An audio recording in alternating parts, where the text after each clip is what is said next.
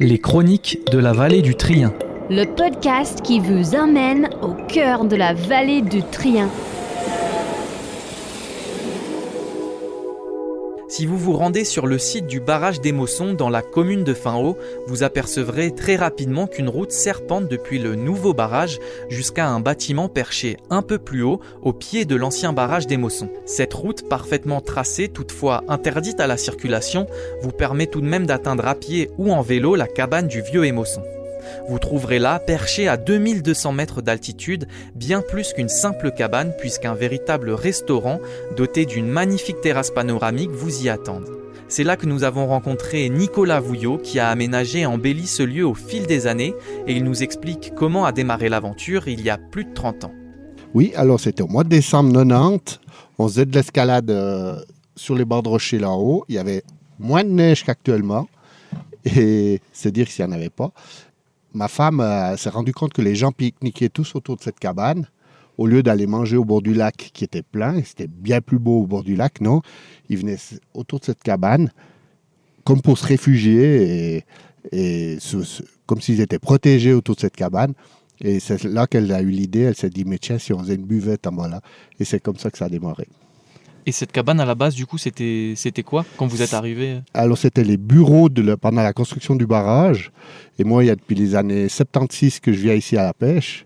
J'ai toujours vu cette maison, les volets fermés. Il n'y a jamais personne qui utilisait cette cabane.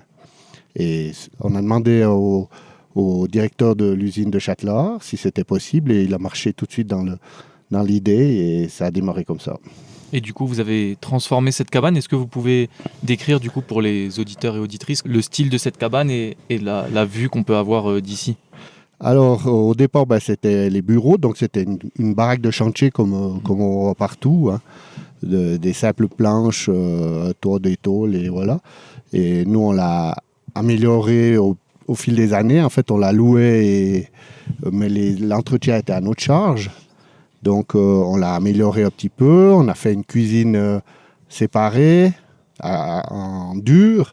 Et puis, au bout de 15 ans, on a pu acheter la cabane et le terrain, ce qui est exceptionnel à ces altitudes. On est propriétaire du terrain. Et en 2013, on l'a agrandi. On a profité des travaux d'une entrance du rehaussement du barrage pour agrandir cette cabane. Et on est passé à 70 places extérieures et intérieures. Et là, on est sur la terrasse. On peut décrire la vue un petit peu. On a une vue sur le grand lac. Alors, on a la vue sur les Alpes valaisannes. On voit essentiellement les Alpes valaisannes. On ne voit pas les Alpes bernoises. Et on a la vue sur le barrage des Mossons, le Bel Oiseau à sa gauche et les Perrons à sa droite, qui font une espèce de V et qui enclavent un peu les Alpes valaisannes sur le fond. Si on se déplace un peu plus haut, au contour juste dessus, là on voit le Cervin, là on voit le massif du Mont-Rose, mais aujourd'hui la visibilité n'est pas très bonne. Et du coup, dans cette cabane du vieux Émosson, les gens qui montent, ils peuvent trouver quoi ? Ils peuvent boire un coup, se restaurer, qu'est-ce qu'on y trouve ? Alors ils peuvent boire un coup, on a du vin local, c'est-à-dire du Valais, du vin valaisan, on a des produits valaisans, ils peuvent manger, se restaurer. Ils peuvent aussi dormir. On a 2 dortoirs, un de 12 places et un de 9 places, dans deux petites cabanes séparées.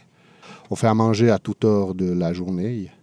Des fondus suisses, par exemple ? Des fondus suisses, oui, pas la savoyarde, la vraie fondue suisse. On fait aussi la fondue valaisanne, où on appelle ça la glariarde, c'est avec de la viande macérée. Et du coup, on peut peut-être aussi décrire un petit peu ces 2 cabanes qui sont là pour accueillir les gens pour une nuit ou plus. Il y a une cabane qui est l'ancienne cabane du moutonnier, c'est ça ? Voilà, alors ça, c'était au départ, ça a été construit pour le moutonnier. Il venait se réfugier là. Et maintenant, le moutonnier a une espèce de caravane plus bas et il ne vient plus. Et on a demandé à l'époque à la bourgeoisie pour transformer ça en dortoir parce qu'on avait de la demande. Et la bourgeoisie a modifié ce cabanon. On en a fait, on a réussi à mettre 9 places là-dedans avec une douche et un WC, un sanitaire. Et c'est un joli petit cachet très sympathique. Et pour parler de votre attachement du coup à ce territoire, vous êtes ici depuis toujours. Est-ce que vous pouvez nous expliquer votre attachement ? Est-ce que vous allez toujours pêcher par exemple en haut ? Alors la pêche, c'est un peu compliqué en ce moment parce que justement avec le rehaussement du barrage, soit la société de Nandedrance, soit l'État du Valais, ils nous compliquent un peu la tâche. C'est-à-dire qu'ils ne veulent plus nous laisser pêcher. Enfin, ils veulent voir les conditions de comment les abords du lac réagissent au marinage, vu que le pompage-turbinage fait que le niveau il varie rapidement. Et ils veulent voir si c'est dangereux ou pas pour qu'on puisse continuer à pêcher. Et nous, on est sûr que ça pose aucun problème. Hein. C'est pas plus dangereux que d'aller pêcher dans une rivière où tout d'un coup, il y a une vague comment on appelle, une poche d'eau, par exemple, au Triant qui pète. C'est pas plus dangereux d'aller pêcher là que là.